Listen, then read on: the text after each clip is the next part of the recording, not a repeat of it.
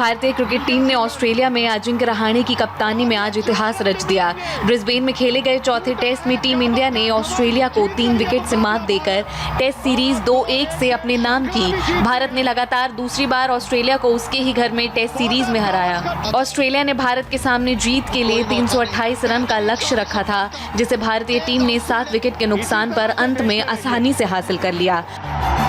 भारत की इस जीत के सबसे बड़े हीरो रहे ऋषभ पंत, जिन्होंने सिर्फ 138 गेंद पर 79 रन की नाबाद पारी खेली और टीम को दमदार जीत दिलाई। 21 साल के युवा बल्लेबाज शुभमन गिल ने भी अपनी क्लास दिखाई और 91 रन की शानदार पारी खेली। हमेशा की तरह इस बार भी चेतेश्वर पुजारा ने संयम दिखाते हुए 211 गेंद पर मजबूत 56 रन बनाए। प्रधानमंत्री मोदी ने टीम इंडिया को इस शानदार जीत के लिए बधाई दी। गृह मंत्री अमित शाह ने आज दिल्ली पुलिस मुख्यालय में अधिकारियों के साथ बैठक की। इस दौरान अमित शाह ने कोरोना वॉरियर्स पुलिस वालों को पुरस्कार भी बांटे। दिल्ली पुलिस की तारीफ करते हुए अमित शाह ने कहा कि कोरोना काल के दौरान हर चुनौती का पुलिस ने बखूबी सामना किया। इसके लिए दिल्ली पुलिस की पूरी टीम को दिल से बधाई। कांग्रेस सांसद राहुल गांधी ने अब से कुछ देर पहले कृषि कानून को लेकर प्रेस कॉन्फ्रेंस की। राहुल गांधी ने प्रधानमंत्री पर सीधा हमला बोलते हुए कहा कि वो देश की छवि खराब कर रहे हैं और इस समय 3-4 लोग ही देश चला रहे हैं। राहुल गांधी ने कहा कि वो पूरी तरह किसानों के साथ हैं। इस प्रेस कॉन्फ्रेंस में राहुल गांधी बीजेपी अध्यक्ष जेपी नड्डा के सवालों से बचते नजर आए। राहुल गांधी ने कहा कि मैं जेपी नड्डा के सवालों का क्यों जवाब दूं, क्या वो मेरे प्रोफेसर हैं? देखिए, जो उनके दिल में है वो मेरे बारे में कहते हैं। सरकार किसानों को डिस्ट्रैक्ट करने की कोशिश कर रही है। सरकार कह रही है किसानों को कि देखिए, बात करिए हमसे। 10 बार बात हो गई, 9 बार बात हो गई, वो उसको सरकार घसीटती जा रही है। तो रियलिटी किसान जानते हैं। और राहुल गांधी कौन है, क्या करता है, हिंदुस्तान का हर किसान जानता है।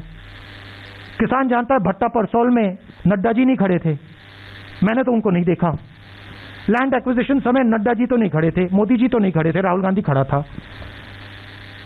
तो जब किसान की जमीन का मामला था, वहां पे कांग्रेस खड़ी थी।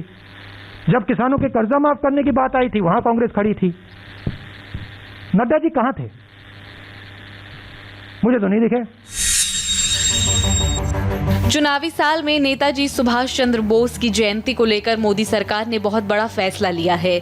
नेताजी की जयंती अब पराक्रम दिवस के रूप में मनाई जाएगी। 23 जनवरी को नेताजी की 125वीं जयंती है। अब 23 जनवरी हर साल पराक्रम दिवस के रूप में मनाई जाएगी। भारत सरकार ने नोटिफिकेशन जारी करके इसका ऐलान किया है।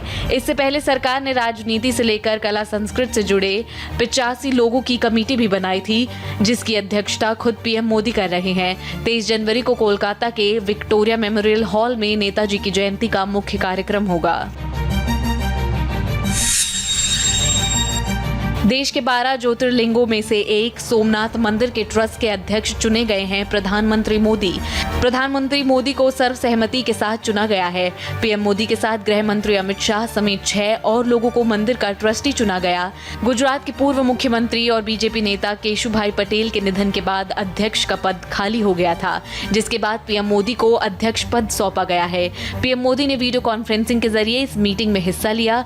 पीएम मोदी इस पद पर आसीन होने वाले दूसरे प्रधानमंत्री हैं। पूर्व प्रधानमंत्री मोरारजी देसाई के बाद मोदी जी दूसरे ऐसे प्रधानमंत्री हैं जिन्हें इस मंदिर न्यास का अध्यक्ष नियुक्त किया गया है। रिकॉर्ड के अनुसार पीएम मोदी न्यास के 8वें अध्यक्ष बने हैं। शुभेंदु का बीजेपी में शामिल होना टीएमसी को कितना खटक रहा है, उसकी लेटेस्ट तस्वीर कल ममता के गढ़ साउथ कोलकाता से उस वक्त दिखी जब पश्चिम बंगाल बीजेपी के अध्यक्ष दिलीप घोष, केंद्र मंत्री देबाश्री चौधरी और शुभेंदु अधिकारी के रोड शो पर पथराव हो गया। शुभेंदु ने ममता को उन्हीं के गढ़ में चुनौती दी तो टीएमसी और बीजेपी के कार्यकर्ता आमने सामने आ गए। पत्थरबाजी शुरू हो गई। बीजेपी गो बैक के पोस्टर्स लेकर टीएमसी समर्थकों ने इस रोड शो का विरोध किया।